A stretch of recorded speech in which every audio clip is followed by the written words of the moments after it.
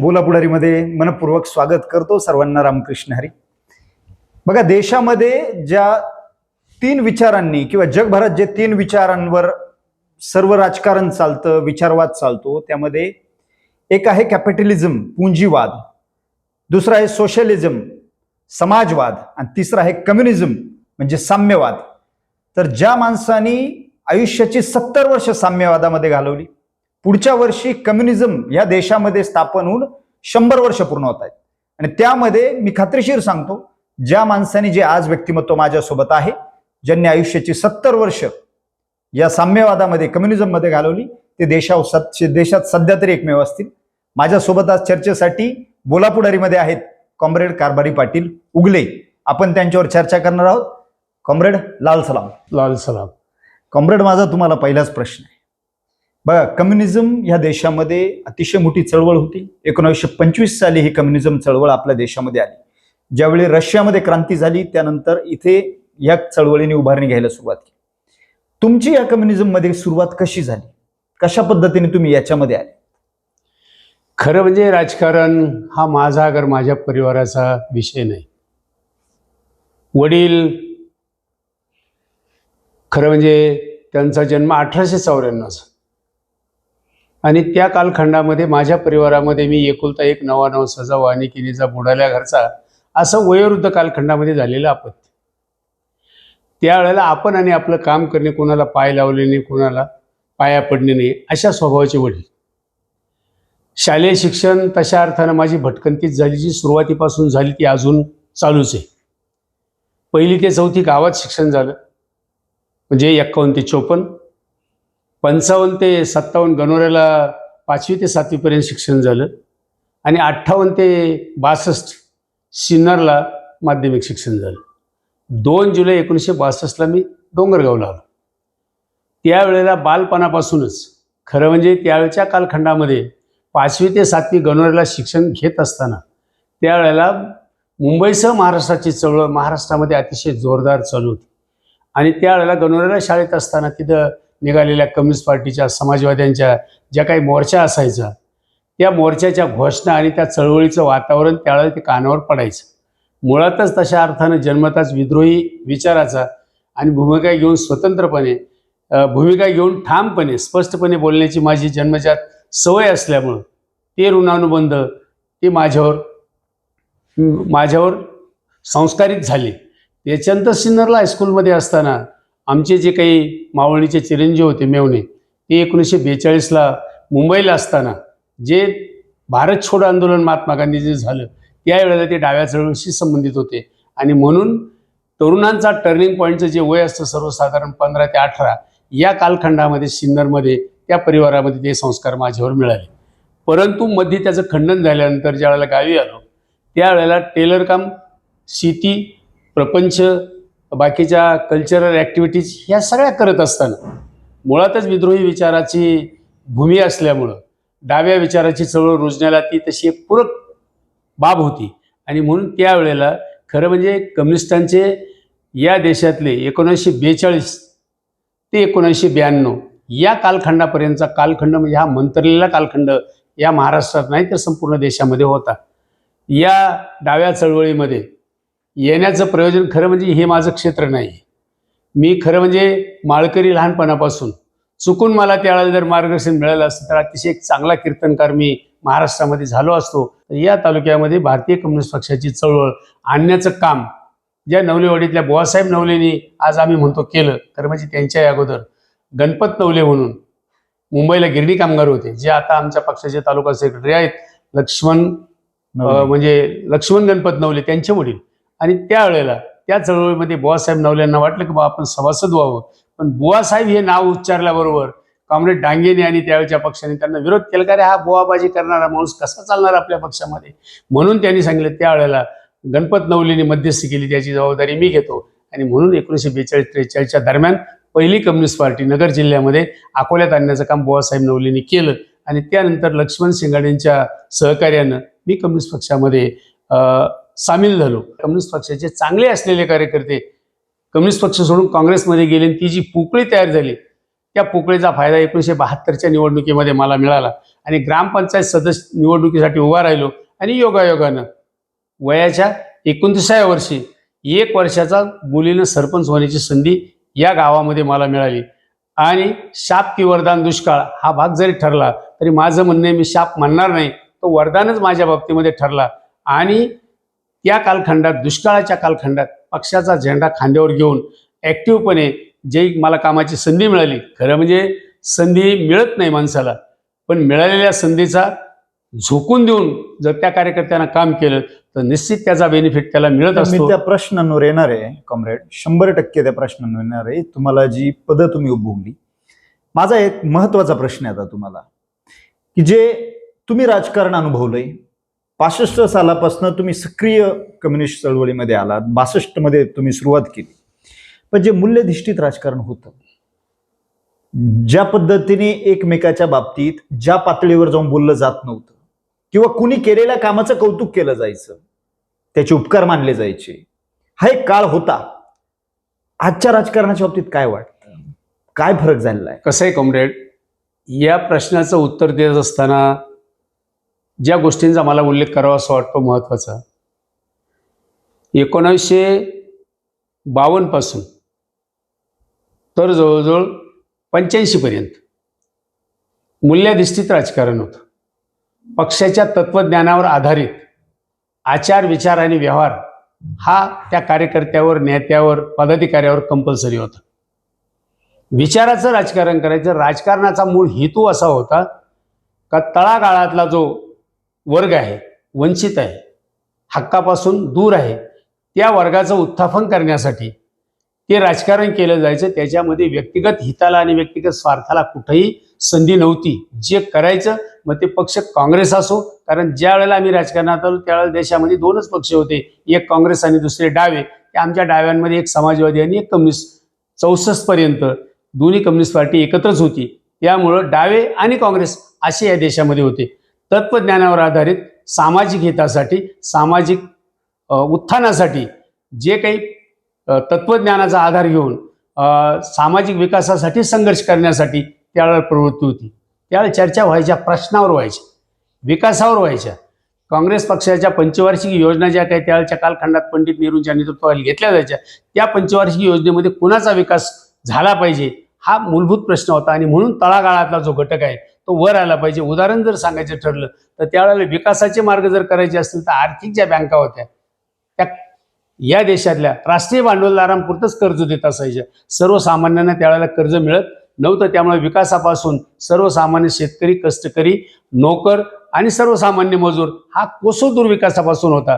म्हणून तत्वज्ञानावर निष्ठा ठेवून सामुदायिक हक्कासाठी आणि सामुदायिक हितासाठी पक्षाच्या पातळीवर संघर्ष केला जायचा. म्हणून त्यावेळची परिस्थिती आणि आताची परिस्थिती अगदी परस्पर विरोधी आहे, वेगळी. कॉम्रेड, माझा एक प्रश्न तुम्हाला असा आहे की तुम्ही मार्क्सचा विचार घेतला, मार्क्सचं लिखाण, स्टॅलिन आणि लॅनिन आणि माओचा मग पुढे संघर्ष, तो विचार तुम्ही घेऊन पुढे निघाले. तुमच्या मनात असं आलं नाही का इतक्या वर्षामध्ये तुम्ही कम्युनिस्ट चळवळीत काम करता की आपणही सत्ताधाऱ्यांसोबत जावं, आपणही ठेकेदारी करावी, आपणही पैसे कमवावे, आपणही मोठ्या गाडीत फिरावं, हा विचाराचा झेंडा घेऊन तुम्ही निघाले. हे आजही अनेक कम्युनिस्ट आहेत देशात, तालुक्यात, का जे आजही तिथेच आहे, ते हलायला तयार नाही. काय भेटतं तुम्हाला याच्यामध्ये नक्की? याच्यामध्ये 2 गोष्टी महत्वाच्या आहेत. सत्ता हे परिवर्तनाचं एक साधन आहे. त्याचा वापर करत असताना सामाजिक हितासाठी करायचा का स्वतःच्या स्वार्थासाठी करायचा हा मूलभूत विषय आहे. बरोबर. 50 वर्षापूर्वीचं या देशातलं राजकारण जे होतं, विशेष करून आमच्या मार्क्सवादी विचारसरणीच्या आधारे या देशातला शेतकरी, या देशातला कष्टकरी, या देशातला विद्यार्थी, या देशातला तरुण, या देशातल्या महिला यांच्या उत्थानासाठी जे काही करता येणं शक्य असेल ते संघर्ष करून आपण मिळवू शकतो, हा आमचा आत्मविश्वास होता. खरं म्हणजे विकास करायचा ठरला तर सत्ताच पाहिजे या मताशी मी सहमत नाही. संघटन आणि संघर्ष, बरोबर, या 2 गोष्टी जर बरोबर असेल तर ज्याचा अनुभव मी प्रत्यक्षात माझ्या जीवनामध्ये घेतला. आमच्या स्वतःच्या जीवनात ज्या काही कामगारांच्या आणि पक्षाच्या पातळीवर चळवळी केल्या, मग ते जमीन बळकाव आंदोलन असं 66-67, ज्याचं अतिशय व्यवस्थित पश्चिम बंगालमध्ये त्याची अंमलबजावणी झाली. तेव्हापासून पुढच्या 36 वर्षाच्या कालखंडामध्ये बसू साहेबांचं सरकार पश्चिम बंगालमध्ये काम करत होतं. खरं म्हणजे त्या जमीन वाटपाच्या प्रकरणामध्ये सर्वसामान्यांना जी जमीन वाटप झाली व्यवस्थितपणे, इतरही महाराष्ट्रामध्ये त्या प्रमाणात झाली, परंतु जेवढ्या चांगल्या पद्धतीने पश्चिम बंगालमध्ये झाली तितक्या पद्धतीने इतर राज्यामध्ये ती झाली नाही. हा एक भाग महत्त्वाचा आहे. आणि दुसरा भाग, खरं म्हणजे हे जे व्यावहारिक राजकारण आहे, आता जो मुद्दा उपस्थित आहे, दोन्हींची सांगड घालणं तसं फार अवघड आहे. खरं म्हणजे जवळजवळ 80-85 पर्यंत या देशात ज्या काही निवडणुका व्हायच्या त्या पक्षाच्या विचारावर व्हायच्या, पक्षाच्या तत्वज्ञानावर निष्ठा ठेवून व्हायच्या.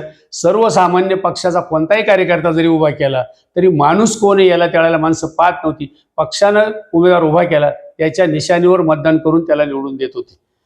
राहिला दुसरा प्रश्न त्याच्यामध्ये, का 85च्या नंतर सर्वसाधारणपणे या देशामध्ये थोडंसं वेगळं राजकीय वातावरण निर्माण झालं आणि त्याचा उद्रेक खरं म्हणजे 90च्या दशकाच्या नंतर अतिशय वेगळ्या पद्धतीने झाला. का ज्या वेळेला रशियातलं सरकार पडलं, अमेरिकेला संधी मिळाली आणि खुली अर्थव्यवस्था या देशामध्ये आली, गॅट करार आला, याचे परिणाम असे झाले का सर्वसाधारणपणे जे लोकप्रतिनिधी मग त्याच्यामध्ये आमच्या कम्युनिस्ट पक्षाचे अनेक खासदार असतील की त्यांच्यावर स्वतःची प्रॉपर्टी सुद्धा आज त्यांच्या वारसदारांना काही नाही. तसं लालबहादूर शास्त्री असतील, काँग्रेसमध्ये सुद्धा होती ती माणसं जी प्रामाणिक होती, का त्यांच्यानंतर मृत्यूनंतर त्यांच्या 7-12वर काही नाही आणि बँक पासबुकवर त्यांच्या काही पैसे शिल्लक नव्हते.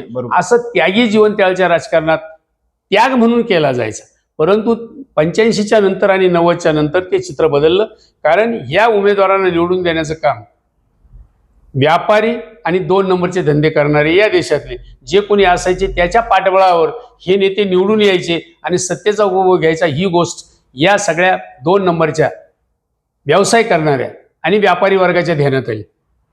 कारण कोणताही व्यापारी हा सत्तेच्या आश्रयाला राहूनच तो टिकू शकतो, अन्यथा नाही. आणि म्हणून त्यावेळेला या वर्गाच्या ध्यानात आलं का अरे आपण यांना पैसे द्यायचे, यांना निवडून द्यायचं, यांना साहेब म्हणायचं आणि मग यांनी आपलं काम करायचं, त्याच्याऐवजी आपण उभं राहून का करू नये. म्हणून आजची जी देशातील लोकसभा असेल, विधानसभा असेल, जिल्हा परिषद असेल, पंचायत समिती असेल, पार ग्रामीण पातळीपर्यंत ग्रामपंचायत असतील, नाही तर या महाराष्ट्रातले सहकार क्षेत्र असतील, हे सगळे या सगळ्या विचाराचा आणि यांचा कुठेही संबंध नाही. अशी माणसं, अव्यवहारी माणसं फक्त स्वतःच्या तुबड्या भरण्यासाठी राजकारणात आली आणि त्यामुळं पूर्वीच्या राजकारणाला आणि आताच्या राजकारणाची तुलना करायची ठरली तर ती अगदी परस्पर विरोधी होईल. तुम्ही विडी कामगार चळवळीचं आजही देशात नेतृत्व करताय. अनेक मोठमोठे लढे दिले, संघर्ष केला, कम्युनिस्टची मोठी चळवळ केली, जेलभरो आंदोलनं केले असतील, जमिनीच्या संदर्भात आंदोलन केले असतील, जंगलच्या संदर्भात आंदोलन केले असतील. स्पष्ट बोलणारं व्यक्तिमत्व म्हणून तुमच्याकडं तालुक्यात, जिल्ह्यात, देशात बघितलं जातं. खरं बोलण्याचा कधी त्रास झालाय आजपर्यंत? त्रास जरी होत असला तरी उद्दिष्ट साध्य करायच्या भूमिकेनं ज्यावेळेला आपण त्या संघर्षामध्ये उतरू त्यावेळेला आपण कोण आहोत ते विसरून जायचं असतं. ज्याच्या विरोधात आपल्याला संघर्ष करायचा आहे, ज्याच्या वर्गाच्या हितासाठी आणि हक्कासाठी संघर्ष करायचा आहे, सरळ हाताना जर ते मिळालं नाही तर वाकडं बोट घातल्याशिवाय मिळत नाही याची जाणीव ठेवून काँग्रेस पक्षाची किंवा सत्ताधारी पक्षाची जी चुकीची धोरणं असतील त्याच्यावर टीका करण्याची हिचकीच भीती वाटायचं काहीच कारण नाही. त्याचं कारण असं का त्या सत्तेवर कोण आहे, मंत्री कोण आहे, यापेक्षा सत्तेवर असलेला पक्ष आणि त्या पक्षाची धोरणं, त्या धोरणावर कडाडून टीका करण्यास कधीच आम्हाला भीती वाटली नाही. आता तरी बरं आहे थोडासा, त्यावेळेला तर 35 किलो वजनाचा होतो 72 साली, पण असं कधी वाटलं नाही का बाबा आपल्याला कोणी त्रास देईल, आपल्याला कोणी मारेल, आपल्याला कोणी धरील. आणि त्यावेळच्या राजकारणामध्ये ही अशी गलिच्छ अवस्था नव्हती. माणसं होती, एक विरोधक होते, पण राजकीय विचाराचे विरोधक होते. व्यक्तीच्या विरोधात आम्ही कधी गेलो नाही आणि भीती वाटण्याचं काहीच कारण नाही. कारण लाखो हजारो कामगारांचं संघटन ज्या नेतृत्व करतो त्यावेळेला आपण एकटा कधी नसतो आणि एकटा नाही याची जाणीव ठेवून ज्यावेळेला माणूस संघर्षात होतो तो त्यावेळेला द्यायचं काहीच कारण नाही. उलट आपल्या स्पष्ट बोलण्यामुळं आणि योग्य मुद्द्यावर प्रहार केल्यामुळं सत्ताधारी वर्ग हा डळमळीत होतो आणि त्याची इच्छा असो नाही तर नसो त्याला तो न्याय कामगार वर्गाला द्यावाच लागतो आणि त्यांच्याकडून तो घेतला सोडलाच नाही. मग त्या विडी कामगारांच्या चळवळी असतील, खरं म्हणजे मी रोजगार हमीच्या चळवळीतून राजकारणामध्ये मी प्रवेश केला 72च्या दुष्काळातल्या. त्यावेळेला जे काही रोजगार हमीचे प्रश्न या महाराष्ट्रामध्ये होते, मी सुरुवात करताना दुष्काळ हा शाप की वरदान असं तुमच्यासमोर बोललो. त्यावेळेला दुष्काळ हा शाप नाहीये, तो वरदानच ठरला आणि त्याच्यातून आमच्यासारख्या कार्यकर्त्यांना काम करण्याची संधी मिळाली. आणि खरं म्हणजे त्यावेळेला रोजगार हमीचा कायदा नव्हता, त्यावेळेला भारतीय कम्युनिस्ट पक्षाचे नगर जिल्ह्याचे 2 आमदार होते, कॉम्रेड वकीलराव लंगे शेवगाव आणि कॉम्रेड PB कडू पाटील राहुरी.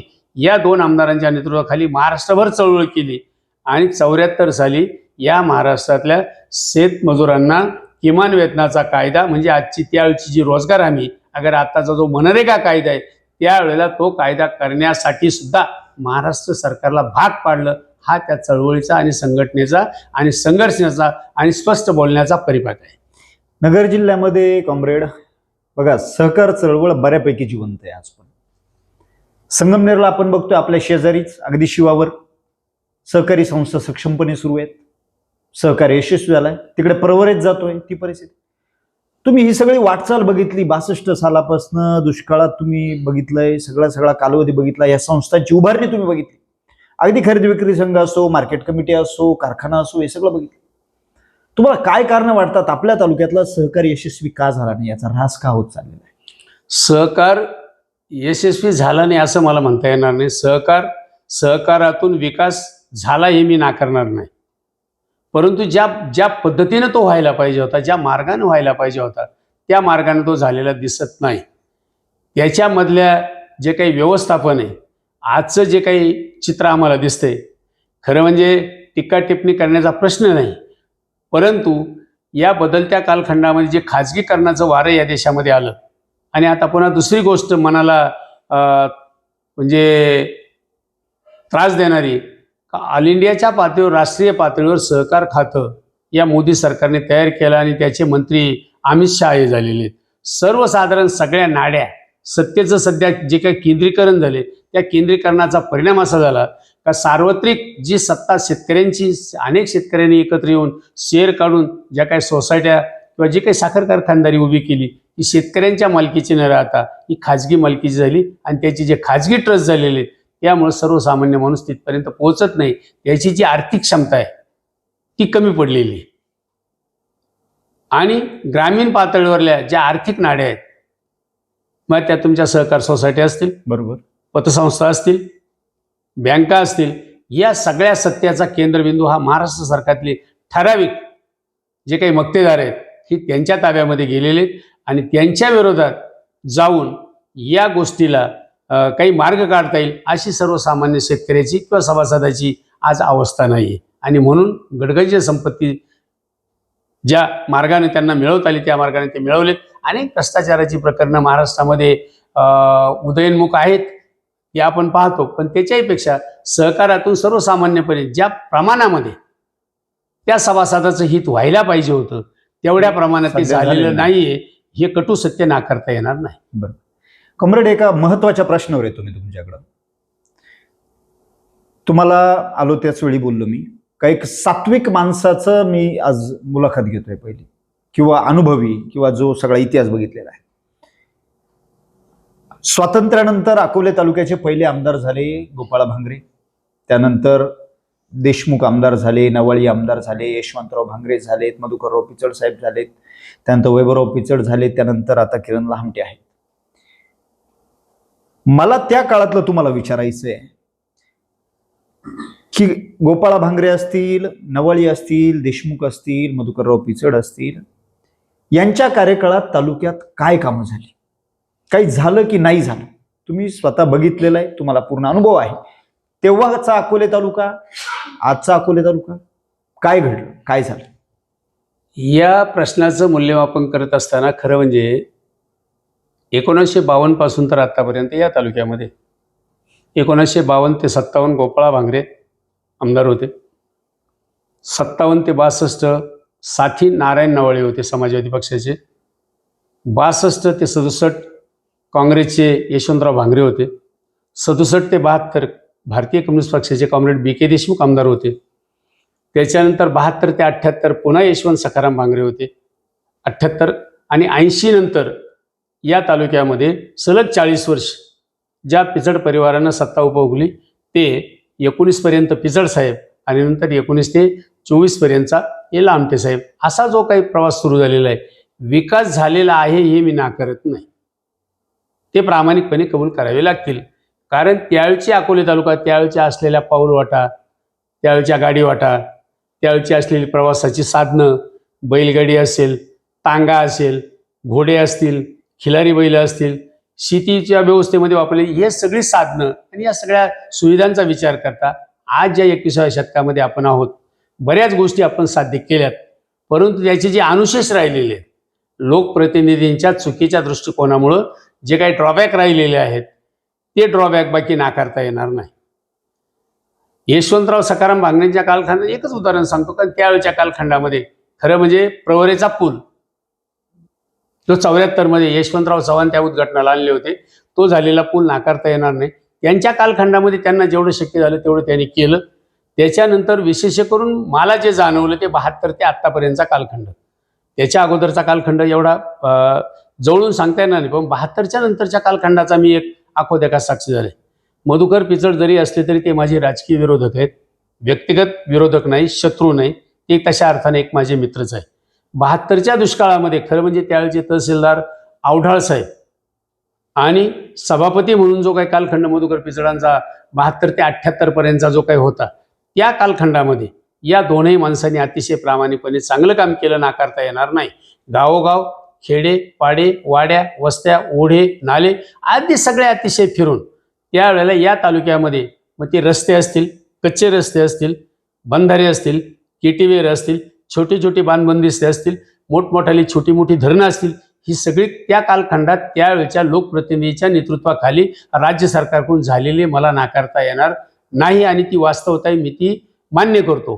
परंतु हे करत असताना विकासाचा जो काही अनुशेष आहे, जे काही विशिष्ट विभागापुरता विकास झालेला तुम्हाला दिसतो, ती गोष्ट मनाला सल देणारी आहे आणि म्हणून त्याचं मूल्यमापन एका शब्दात जर का मी तुलना कधी करत नाही, कोणाची कम्पॅरिझन करणं हा माझा स्वतःचा स्वभाव नाही आणि पिंड नाही.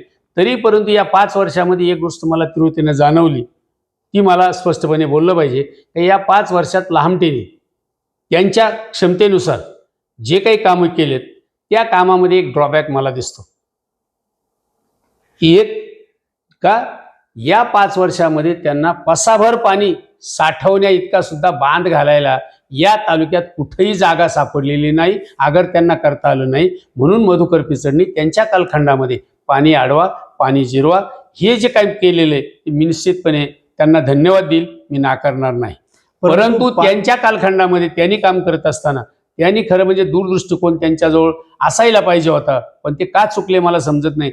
खरं म्हणजे शैक्षणिकदृष्ट्या हा तालुका जो काही आज पिछाडीला पडलेला आहे, बरोबर आहे, ही एक पिचड साहेबांची उणीवच आहे. दुसरी गोष्ट, पिचड साहेबांच्या उणीवेच्या बाबत बोलायचं ठरलं तर जे काही सुशिक्षित बेरोजगार तरुणांना काम देण्याच्या संदर्भात जी काही MIDC असेल, या MIDC कडे त्यांचं दुर्लक्ष झालं. या 2 गोष्टी नाकारता येणार नाही आणि म्हणून सध्या सडकांचा विकास झालेला तुम्हाला दिसेल, परंतु शैक्षणिक गुणवत्ता, प्रशासनावर असलेलं कंट्रोल, आरोग्य या ज्या काही बाबी आहेत, या बाबी पाहिजे त्या प्रमाणात आमदारांना शक्य करता आलं नाही. तुम्ही पाण्याच्या संदर्भात बोलले, पाणी अडवलं, स्वाभाविक. आता देवठाणचं धरण जे बांधलं, खताळ पाटील मिनिस्टर होते त्यावेळी ते बांधलं गेलं. भंडारदरा इंग्रजांनी बांधलं. बाकीची धरणं पिचडांच्या किंवा यशवंतराव बांगड्यांच्या कालावधीमध्ये मग ही सर्व तालुक्यात झाली. मुळेत पिंपळाव खांड झालं, प्रवरेमध्ये निळवंडे झालं, केटवेर झाले, इकडं आडळीमध्ये बरेच झाले. परंतु आजही पाण्याचा संघर्ष कॉम्रेड का संपत नाही? हे सगळं होऊनही का संपत नाही? संघर्षच थांबत नाही. प्रश्न असा आहे, पाण्याशिवाय माणूस जगू शकत नाही. पाणी हे एक नैसर्गिक साधन आहे, साधन संपत्ती आहे, ती काही कोणाच्या खाजगी मालकीची नाही. ज्या ज्या प्रमाणामध्ये पाणी अडवण्याचा आता निसर्गाने या तालुक्याला अतिशय भरभरून दिलेले, हा दोष काही तालुक्याचा नाही आहे. परंतु लोकप्रतिनिधीच्या चुकीच्या वागणीमुळं जे पाणी साठवलं त्याची अंमलबजावणी तालुक्याच्या बाबतीत ज्या प्रमाणात ज्या हिश्श्यात मिळायला पाहिजे होती त्या हिश्श्यामध्ये मिळालेली आजही नाही आहे आणि जी मिळाली त्याचं व्यवस्थापन धड नाही आहे, सगळ्यात महत्त्वाचा भाग. आणि म्हणून पूर्वेकडल्या सत्ताधाऱ्यांनी त्याचा जो काही फायदा लोकप्रतिनिधीकडून घ्यायचा होता तो घेतलेला आहे. उदाहरण सांगायचं ठरलं तर ग्राउंड लेवलला पूर्वेकडल्या तालुक्यामध्ये धरणाचं असलेलं पाणी नेण्यामध्ये तो तालुक्यातला प्रतिनिधी यशस्वी झाला, पण आपल्या असलेल्या 32 गावच्या पाणी पुरवठ्याच्या योजना अजूनही त्या कार्यान्वित किती टक्के यशस्वी झाल्यात मला सांगता येणार नाही. ही लोकप्रतिनिधींची चूक आहे. आज जो काही तालुक्याचा विकास शेतीचा झालेला आहे, तो महाराष्ट्र शासनानं केलेला नाही. शेतकऱ्यांनी स्वतःच्या जमिनी गहाण ठेवून बँकांचं कर्ज काढून स्वतःच्या डोक्यावर कर्ज घेऊन त्या योजना राबवल्या आणि ते स्वतः उत्पादित झालेत, हे नाकारता येणार नाही. आणि म्हणून शासनाचे जे फायदे या शेतकऱ्यांना मिळाले पाहिजे तेवढे फायदे लोकप्रतिनिधी मिळवून देण्यामध्ये अपेक्षित आहेत, हे नाकारता येणार नाही. कॉम्रेड, आता राज्यात आणि देशामध्ये आपण एक बघतोय परिस्थिती. सुरुवातीचाच प्रश्न केला मी तुम्हाला मूल्याधिष्ठित राजकारणाचा, पुन्हा त्यावरच येतो. आता आज मागील 2-4 वर्षामध्ये जो काही राजकारणाचा एक चिखल निर्माण झालाय राज्यामध्ये, आपल्या तालुक्यात ते घडलं. पिचड परिवार काँग्रेस बरोबर होते, राष्ट्रवादी सोबत होते, तो एक प्रवाह वेगळा होता. ते बीजेपीत गेले, पराभव झाला. डॉक्टर लहामटे यांना तुम्ही स्वतः काम केलं त्यांच्यासाठी, सगळे लढले का तर ते इकडच्या विचारासोबत होते. नंतर ते त्या विचारासोबत गेले. आता कामं केली ही चर्चा होते. ते डोळ्यांनी रस्त्यांवर कामं होताना काही दिसत आहे. काय वाटतं तुम्हाला, त्यांनी विचार बदलला, तुमच्या भावना काय निर्माण झाल्या त्या क्षणाला, तुम्हाला काय वाटलं?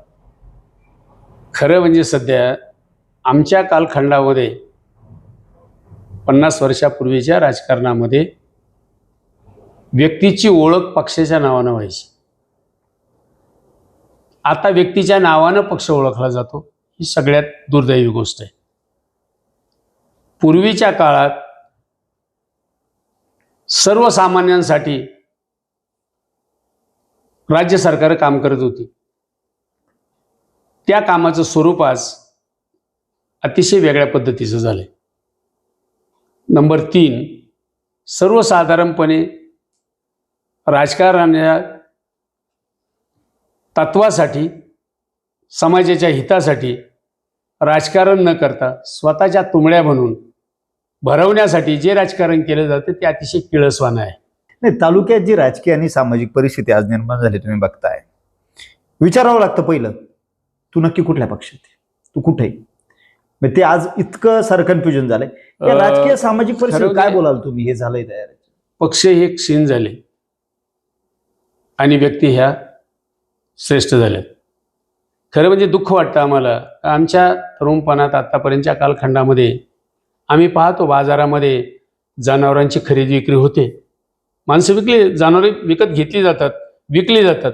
पण आजच्या राजकारणामध्ये माणसं विकली जातात, याचं सगळ्यात दुःख आमच्यासारख्यांना वाटतं. कारण माणूस हा विक्रीचा पाठ नाही.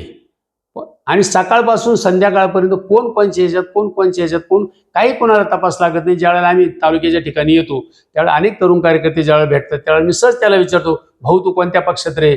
तर तो बिचारा त्याला खिजेल होतं आणि तो उत्तर देत नाही मला, कारण त्याची त्याला लाज वाटते. कारण पक्ष हे फक्त पांघरून झालेलं आहे. पक्षाच्या नावाखाली खरं म्हणजे तत्वज्ञानाची आणि यांची काही कुठं गोड यांचा कुठं संबंध नाही. यांनी पुस्तकं सुद्धा वाचलेलं नाही. पक्षाचं तत्वज्ञान, पक्ष वाईट नाहीये. पक्षाच्या तत्वज्ञानानुसार जे व्यवहार केले जातात त्याच्यावर पक्ष आधारित म्हणून काम करतात. पण आज जे कार्यकर्ते चुकीचा व्यवहार करतात त्याच्यामुळे पक्ष बदनाम झाले, ही आताची परिस्थिती आहे. आणि म्हणून यांच्याबाबत पक्षीय राजकारणाबद्दल मी बोलावं बिलकुल मला वाटत नाही. कॉम्रेड, राजकारणाच्या उलथापालथीवर बोललो, सामाजिक राजकीय परिस्थितीवर बोललो, परंतु जो खऱ्या अर्थाने ह्या देशाचा, ह्या मातीचा, ह्या सगळ्या गोष्टींच्या पाठीचा का नाही, तो शेतकरी. आज आपण परिस्थिती बघतोय, शेतकऱ्याच्या कुठल्या शेतमालाला बाजारभाव नाही, दुधाला बाजारभाव नाही, सगळ्या गोष्टींवर GST आकारला गेला आहे, अत्यंत महागाई झाली. आणि लाडकी बहीणसारखी योजना दिली जाते, पण शेतकऱ्याच्या कष्टाचं घामाचं दाम दिलं जात नाही. तुम्ही एक अभ्यासक आहात, तुमचं वाचन मोठं आहे, तुमचा संघर्ष मोठा आहे.